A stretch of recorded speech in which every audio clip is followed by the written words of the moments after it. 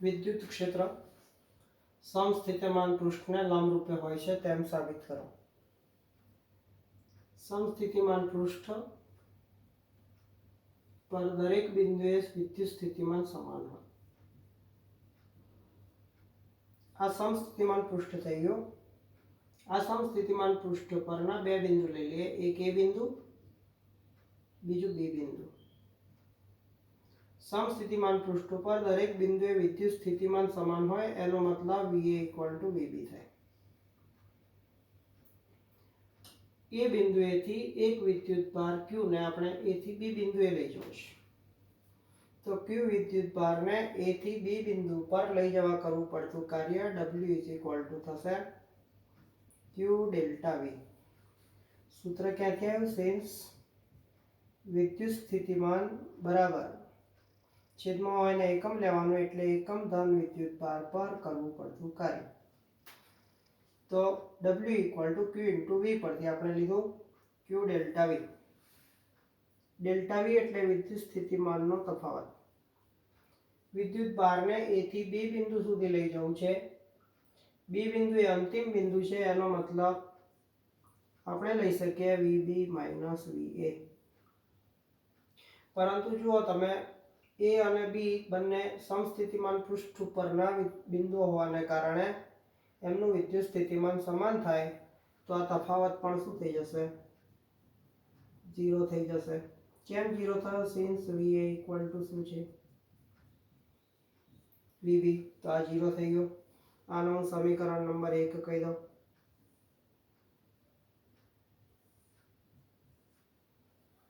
આપણે સાબિત કરવાનું છે કે વિદ્યુત ક્ષેત્ર સમસ્થિતિમાન પૃષ્ઠને લંબરૂપે હોય છે।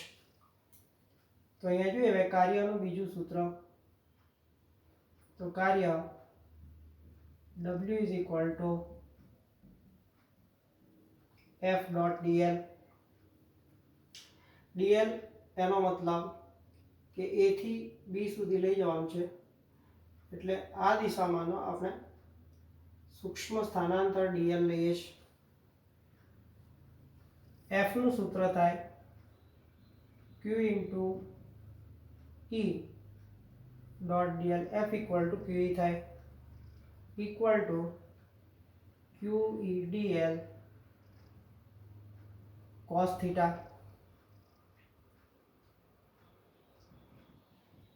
आ समीकरण नंबर 2। समीकरण 1 में W = 0 है, तो समीकरण 1 ની કિંમત 2 માં મૂકી દઈએ તો W ની જગ્યાએ 0 મૂકી દઈએ तो 0 बराबर QE dl cos थीटा। एनो मतलब एवो थाय cos थीटा बराबर 0। cos નું મૂલ્ય 0 क्या थाय? π/2 પાસે। थीटा कोनी वच्चेनो खूणो छे? E અને dl વચ્ચેનો ખૂણો। dl આમ છે A થી B, એ બે વચ્ચેનો ખૂણો π/2 છે। એનો મતલબ એવો થાય કે વિદ્યુત ક્ષેત્રની દિશા આવી હશે, એટલે કે વિદ્યુત ક્ષેત્ર એ સમસ્થિતિમાન પૃષ્ઠને લંબરૂપે હોય છે એવું સાબિત થાય છે। બીજી થિયરી જોઈએ। સમસ્થિતિમાન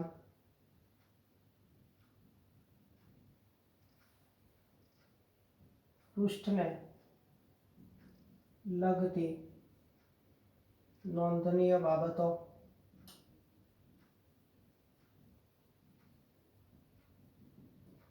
पहलू है विद्युत क्षेत्र समस्थितिमान पृष्ठ ने लंबरूपे होय छे, अहींया साबित कर्युं ते। नंबर 2, कोई विद्युत भार ने समस्थितिमान पृष्ठ पर एक बिंदुएथी बीजा बिंदुए लई जवा करवुं पड़तुं कार्य 0 होय छे। અને ત્રીજું, સમસ્થિતિમાન પૃષ્ઠ ક્યારેય એકબીજાને છેદતા નથી। સમસ્થિતિમાન પૃષ્ઠ ક્યારેય એકબીજાને છેદતા નથી. તો પહેલું, વિદ્યુત ક્ષેત્ર સમસ્થિતિમાન પૃષ્ઠના કોઈપણ બિંદુ પાસે પૃષ્ઠને લંબરૂપે હોય છે. બીજું, સમસ્થિતિમાન પૃષ્ઠ પર વિદ્યુત ભારને એક બિંદુએથી બીજા બિંદુએ લઈ જવા કરવું પડતું કાર્ય શૂન્ય હોય છે. અને ત્રીજું, સમસ્થિતિમાન પૃષ્ઠ ક્યારેય એકબીજાને છેદતા નથી. નવી થિયરી જોવાની છે. વિદ્યુત ક્ષેત્ર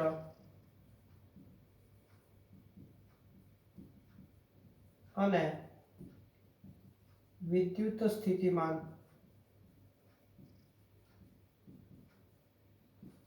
વચ્ચેનો સંબંધ દર્શાવતું સૂત્ર મેળવો.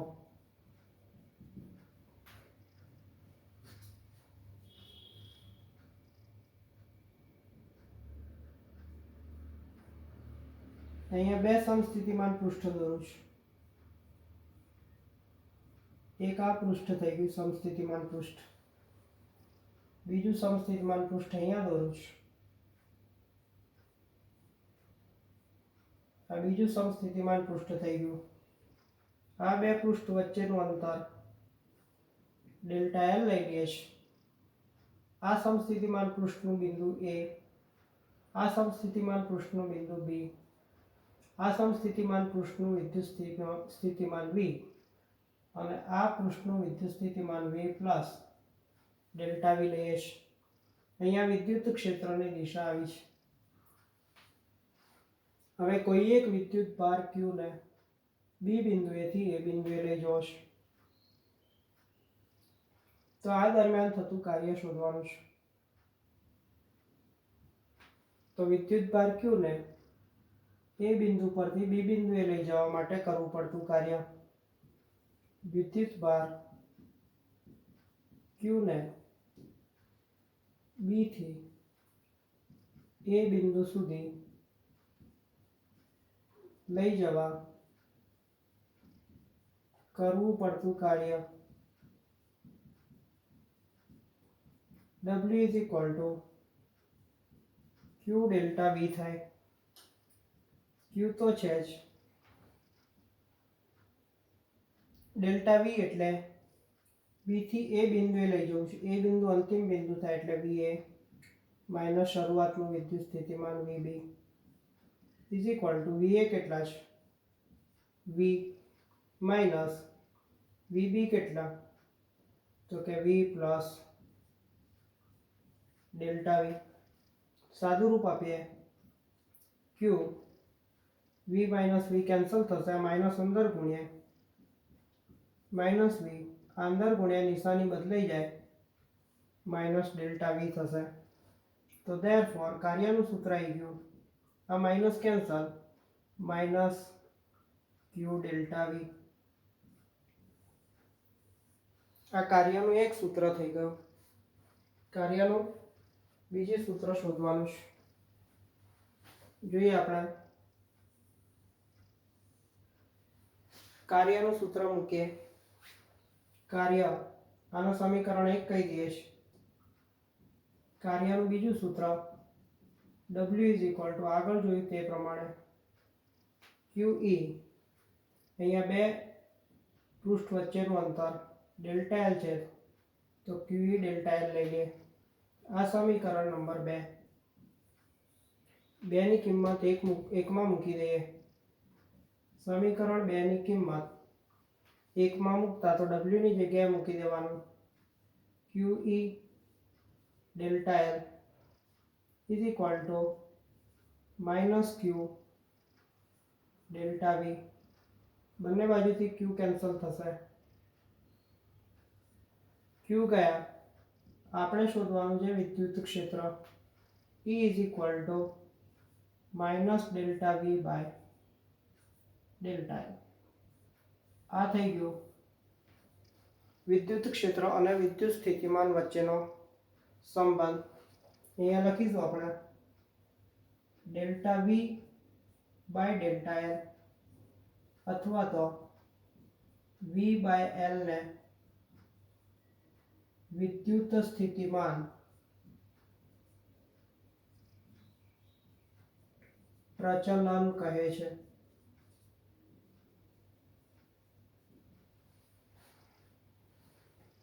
अहींया निशानी माइनस आवे छे, तेनो मतलब एवो थाय के ऋण निशानी एवुं सूचवे छे के आ विद्युत क्षेत्रनी दिशा छे।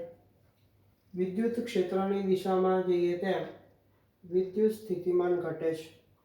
विद्युत क्षेत्रनी दिशामां जईए तेम विद्युत स्थितिमान घटे छे एनो मतलब एवो थाय के आ ए बिंदु जे पृष्ठनी अंदर छे तेनुं विद्युत स्थितिमान वधारे हशे अने बी बिंदु पासे विद्युत स्थितिमान ओछुं हशे। एटले विद्युत क्षेत्रनी दिशामां विद्युत स्थितिमानमां घटाडो थाय छे एवुं आ ऋण निशानी दर्शावे छे। एनो मतलब एवो थाय के आपणे एक मुद्दो अहींया लखी सकीए के विद्युत स्थितिमान विद्युत क्षेत्रनी दिशामां घटतुं जाय छे। विद्युत क्षेत्रनुं मूल्य कोना बराबर होय? विद्युत क्षेत्रनुं मूल्य आ जे छेदमां होय ने एकम लई लईए तो विद्युत स्थितिमान पृष्ठ छे एना लंब रूपे विद्युत स्थितिमान पृष्ठने लंब रूपे एकम लंबाई दीठ विद्युत स्थितिमानना फेरफार ए विद्युत क्षेत्र बराबर होय छे। तो फरीथी एक बार आने एकम लई लईए तो विद्युत स्थितिमान पृष्ठने लंब रूपे एकम लंबाई दीठ विद्युत स्थितिमानमां थता फेरफार ए विद्युत क्षेत्र बराबर होय छे। तो अहींया આપણે બે મુદ્દા લખવાના છે। પહેલો મુદ્દો છે નંબર 1 કે વિદ્યુત ક્ષેત્રની દિશામાં વિદ્યુત સ્થિતિમાન ઘટતું જાય છે। પહેલો મુદ્દો વિદ્યુત ક્ષેત્રની દિશામાં વિદ્યુત સ્થિતિમાન ઘટતું જાય છે। બીજો મુદ્દો समस्थितिमान पृष्ठ ने लंब रूपे एकम लंबाई दीठ जे छेदमां होय ने एकम लेवानुं तो dl छेदमां छे तो एकम लंबाई दीठ विद्युत स्थितिमाननो फेरफार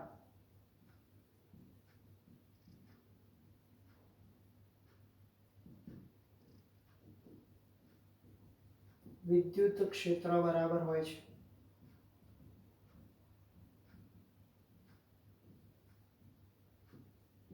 त्रीजो मुद्दो पण लखी सके V/L ने अथवा तो डेल्टा V/डेल्टा L ने विद्युत स्थितिमान प्रचलन कहे छे।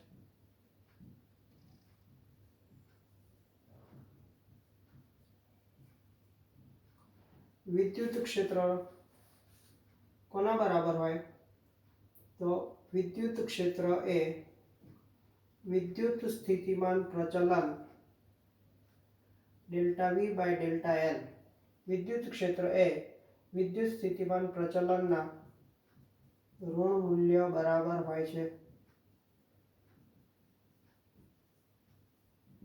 तो आ त्रण मुद्दा छे।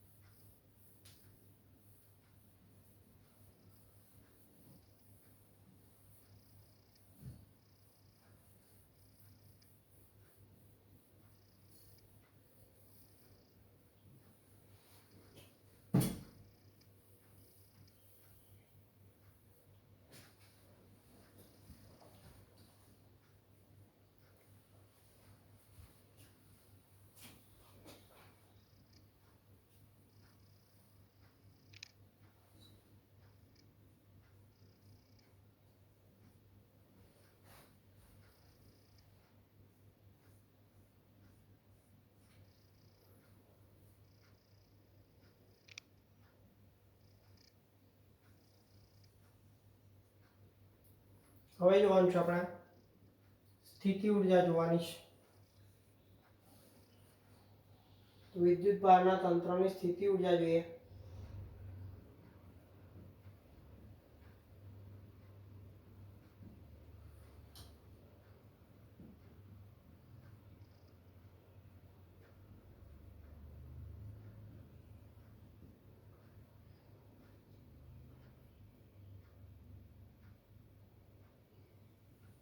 તો સ્થિતિ ઉર્જા એટલે શું?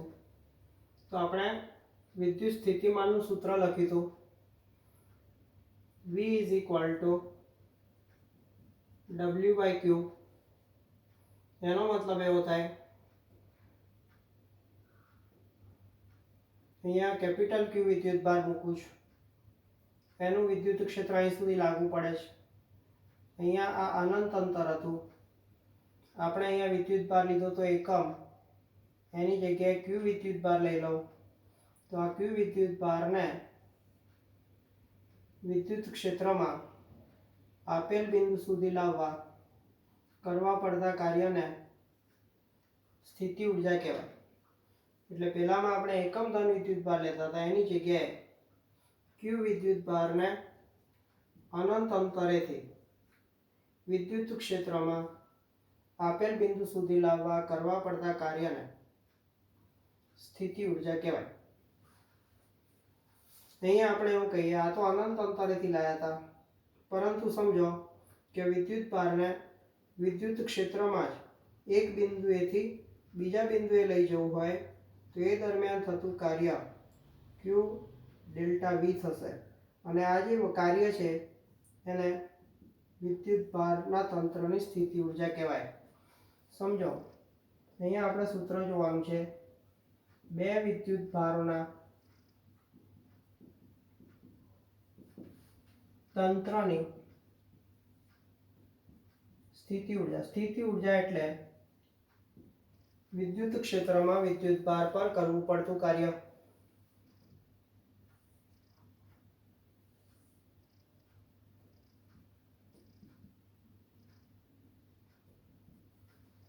સમજો અત્યારે અહીંયા કોઈ વિદ્યુત ભાર નથી, આ એક બિંદુ છે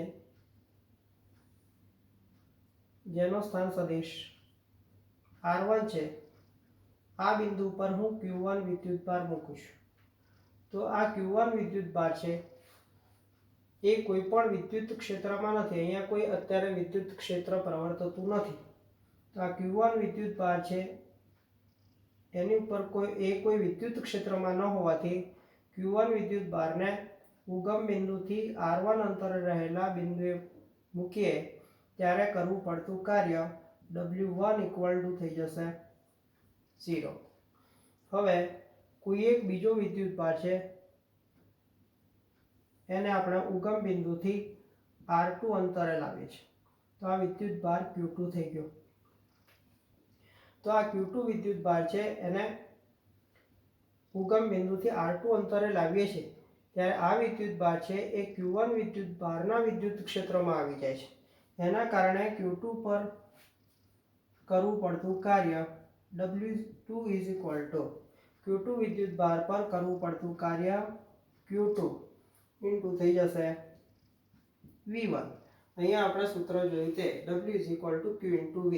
અહીંયા Q2 વિદ્યુત ભારને આપણે Q1 વિદ્યુત ભારના વિદ્યુત ક્ષેત્રમાં લાવીએ છીએ એટલે Q2 વિદ્યુત ભાર પર કરવું પડતું કાર્ય થઈ જશે Q2 ઇન્ટુ V1. પણ V1 એટલે Q1 વિદ્યુત ભારનું વિદ્યુત સ્થિતિમાન, એનું સૂત્ર થાય KQ બાય R. પરંતુ Q1 વિદ્યુત ભાર છે એટલે અહીંયા Q1 લખીશું અને અંતર એટલે કેટલું? તો આ Q1 થી Q2 વચ્ચેનું અંતર. આ અંતર R1 છે, આ R2 છે, તો આ અંતર આપણે R1 minus R2, R2 minus R1 અથવા તો લખી શકીએ R12. તો આ અંતરને લઈએ છીએ આપણે R12. તો અહીંયા કુલ કાર્ય કેટલું થશે? તો કુલ કાર્ય W is equal two W1 plus W2. W1 તો 0 છે, W2 આ રહ્યું સૂત્ર એનું KQ1 Q2 અપોન R12.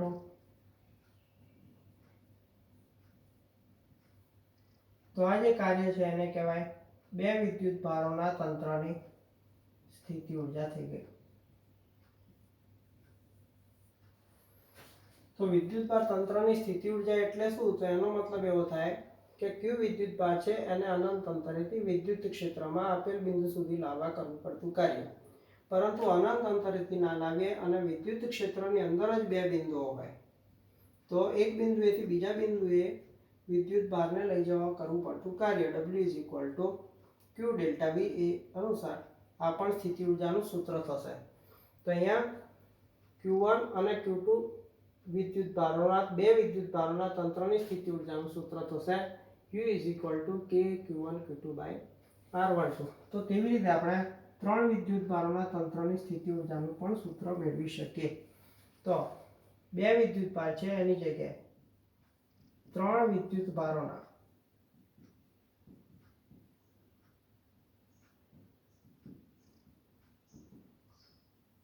તંત્રની સ્થિતિ ઊર્જા એનું સૂત્ર મૂકીએ. તો પહેલા જેવું જ પેલામાં બે વિદ્યુત ભાર લીધા હતા, અહીંયા ત્રણ વિદ્યુત ભાર લેવા પડશે. શરૂઆતમાં પહેલો જે વિદ્યુત ભાર છે એને ઉગમ બિંદુથી R1 અંતરે મૂકીશ.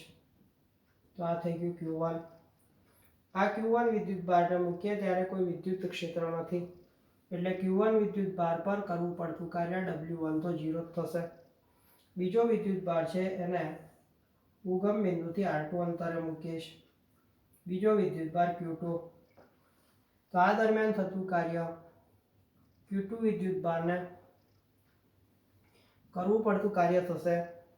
ઉપર જોયું તે પ્રમાણે ડાયરેક્ટ લખી દઉં છું કે Q1 Q2 અપોન આ બે વચ્ચેનું અંતર એટલે R12 થાય. R12. હવે ત્રીજો વિદ્યુત ભાર લાવવાનો છે. એ ત્રીજો વિદ્યુત ભાર ઉગમ બિંદુથી R3 અંતરે લાવો છો. આ થઈ ગયું R3 અંતર. ત્રીજો વિદ્યુત ભાર આવ્યો. તો આ ત્રીજો વિદ્યુત ભાર છે એ Q1 અને Q2 વિદ્યુત ભારોના વિદ્યુત ક્ષેત્રમાં હશે. તો એના પર થતું કાર્ય W3 કોને લાવ્યા? Q3 ને લાવ્યા. Q3 ને લાવ્યા કોના વિદ્યુત સ્થિતિમાં? વિદ્યુત ક્ષેત્રમાં Q1 ના. એટલે આપણે લખવું પડશે Q3 × V1. અને બીજું આ Q3 છે એ Q2 ના વિદ્યુત ક્ષેત્રમાં પણ થશે એટલે આવું લખી શકીએ Q3 × V2 Q3 તો ખરા જ. આનું ફોર્મ્યુલા થશે KQ1 અપોન અંતર જોવાનું છે. Q1 થી Q3 નું અંતર લઈશું R13. અહીંયા થઈ જશે R13 પ્લસ આ Q3 તો ખરું જ. V2 નું ફોર્મ્યુલા કે Q2 અપોન V2 નું ફોર્મ્યુલા R એટલે અંતર કોની વચ્ચેનું? Q3 અને Q2 વચ્ચેનું અંતર કેટલું થશે? R23. એનો મતલબ એવો થાય કે આ થઈ ગયું R23. તો આ થઈ ગયું W3 થયું. કુલ કાર્ય Q3 વિદ્યુત ભારને મૂકવા માટે કરવું પડતું કુલ કાર્ય W W1 + W2 + W3. આ જે કાર્ય છે એ તંત્રની સ્થિતિ ઊર્જા કહેવાય. તો W1 કેટલું છે? તો 0 છે. W2 કેટલું? આ રહ્યું K Q1 Q2 R12. W3 કેટલા? આ સરવાળો લખવાનો K Q1 Q3 R13. અને આ થઈ જશે K Q2 Q3 R23. તો આ ત્રણ વિદ્યુત ભારોના તંત્રની સ્થિતિ ઊર્જા થઈ ગઈ.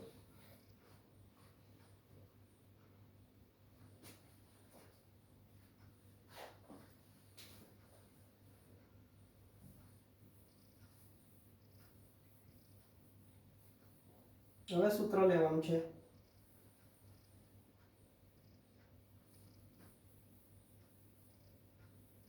સમાન વિદ્યુત ક્ષેત્રમાં મૂકેલ ડાયપોલની સ્થિતિ ઊર્જાનું સૂત્ર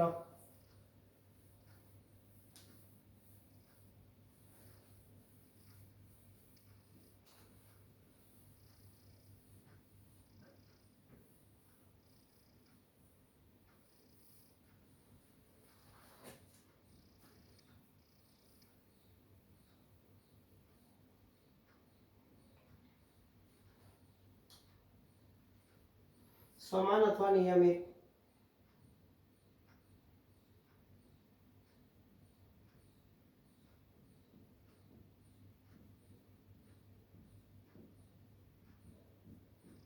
વિદ્યુત ક્ષેત્રમાં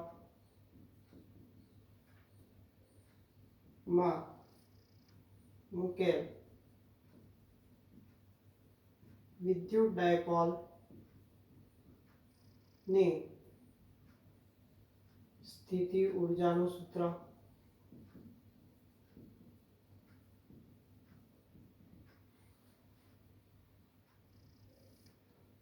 સમાન વિદ્યુત ક્ષેત્ર લાગુ પાડવું એનો મતલબ સમજો આ ધાતુની બે પ્લેટ મૂકી છે, એક સાથે બેટરીનો ધન ધ્રુવ બીજી પ્લેટ સાથે બેટરીનો ઋણ ધ્રુવ જોડી દઈએ તો વિદ્યુત ક્ષેત્રની દિશા થશે ધન ધ્રુવથી ઋણ ધ્રુવ તરફ. તો આ થઈ ગઈ વિદ્યુત ક્ષેત્રની દિશા. આ વિદ્યુત ક્ષેત્રમાં આપણે વિદ્યુત ડાયપોલ મૂકી દઈએ. એક બાજુ માઇનસ ક્યુ વિદ્યુત ભાર, બીજી બાજુ પ્લસ ક્યુ વિદ્યુત ભાર. આ વિદ્યુત ક્ષેત્રની દિશા બતાવી દીધી.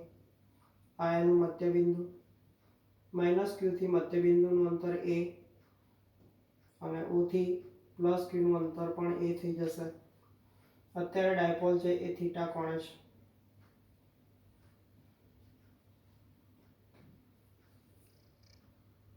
તો સમાન વિદ્યુત ક્ષેત્રમાં આ વિદ્યુત ડાયપોલ છે એને આ દિશામાં બળ લાગશે.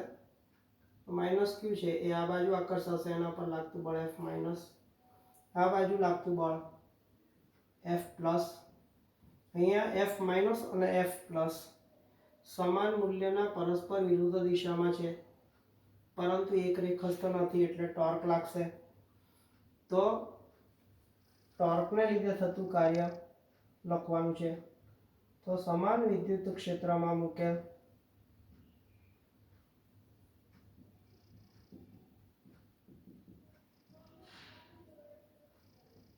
ડાયપોલ પર ટોર્કને લીધે થતું કાર્ય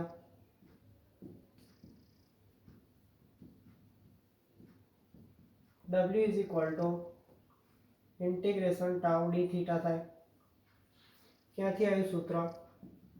તો આપણે જો રેખીય ગતિ હોય તો કાર્યનું સૂત્ર આપણે આવું લખીએ છીએ FdL. તો તેવી રીતે F ની જગ્યાએ ચાક ગતિમાં ટોર્ક આવે, આ સ્થાનાંતર છે એની જગ્યાએ કોણીય સ્થાનાંતર આવે. હવે આ જે ડાયપોલ છે એને આપણે θ1 થી θ2 જેટલું કોણીય સ્થાનાંતર કરાવીએ તો એ દરમિયાન થતું કાર્ય ટોર્કનું સૂત્ર આપણે પહેલા ચેપ્ટરમાં શીખી ગયા છીએ. ટોર્કનું સૂત્ર થાય Pe sin θ d θ θ1 થી θ2 ઇઝ ઇક્વલ ટુ Pe ને બહાર લઈ લો, sin નું સંકલન થશે માઇનસ cos θ થાય θ1 થી θ2. અપર લિમિટમાંથી લોઅર લિમિટ બાદ થાય, માઇનસને બહાર કાઢી લો, માઇનસ Pe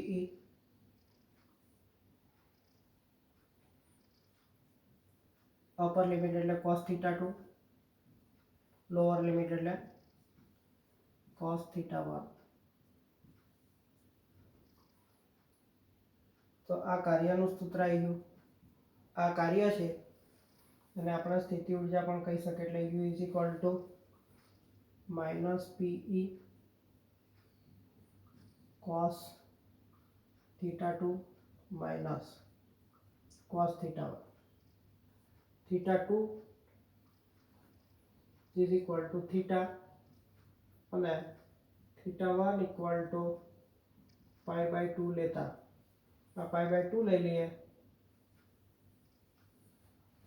તો therefore U is equal to minus Pe. તો ખરા જ θ2 ની જગ્યાએ મૂકી દઈએ cos θ, શરૂઆતમાં ખૂણો θ1 π/2 લઈ લઈએ તો cos π/2.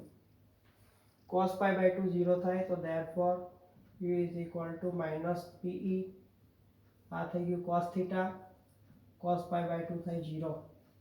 તો therefore U બરાબર જવાબ આવી ગયો minus Pe cos θ અથવા તો minus P dot ई। આના ત્રણ જુદા જુદા કિસ્સા જોઈએ તો number 1 theta equal to 0। Theta equal to 0 એનો મતલબ ડાયપોલ મોમેન્ટ અને વિદ્યુત ક્ષેત્ર વચ્ચે બંનેની દિશા સેમ હોય। એવું ક્યારે થાય તો વિદ્યુત ક્ષેત્રની દિશા આ ઈ, ડાયપોલ મોમેન્ટની દિશા થશે માઇનસ ક્યુ પ્લસ ક્યુ। ડાયપોલ મોમેન્ટની દિશા કઈ હોય, પી ની દિશા આ હોય, માઇનસ ક્યુ થી પ્લસ ક્યુ તરફ હોય। તો અત્યારે આ પોઝિશનમાં પી અને ઈ એક જ દિશામાં છે ત્યારે આના પર ટોર્ક લાગશે નહીં। આમે જુઓ તમે, આના પર લાગતું બળ સમજો એફ માઇનસ, પ્લસ ક્યુ પર લાગતું બળ આ દિશામાં હશે કારણ કે આ ઋણ પ્લેટ છે, પ્લસ ક્યુ ધન વિદ્યુત ભાર પર લાગતું બળ આ દિશામાં હશે। એફ પ્લસ એફ માઇનસ બંને સમાન મૂલ્યના પરસ્પર વિરુદ્ધ દિશામાં છે, વળી બંને એક રેખસ્થ છે એટલે અહીંયા ટોર્ક કેટલું થશે, શૂન્ય થશે। અથવા તો આપણે આના આધારે જોઈએ તો u is equal to minus PE cos 0। Cos 0 1 થઈ જાય તો u is equal to minus PE થાય।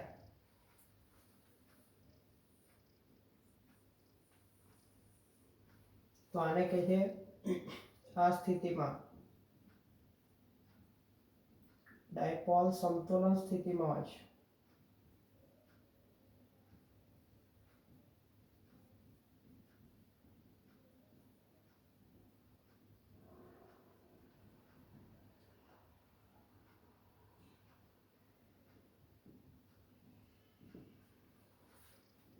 તો અહીંયા સ્થિતિ ઊર્જા છે એ ન્યૂનતમ છે કારણ કે આ ઋણ છે એટલા માટે। ચલો જોઈએ નંબર 2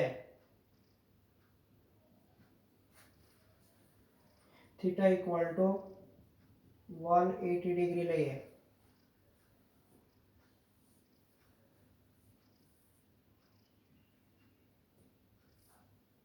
આ પ્લસ થઈ ગયું, આ માઇનસ। થીટા ઇક્વલ ટુ 180 એનો મતલબ એવો થાય આ બાજુ પ્લસ ક્યુ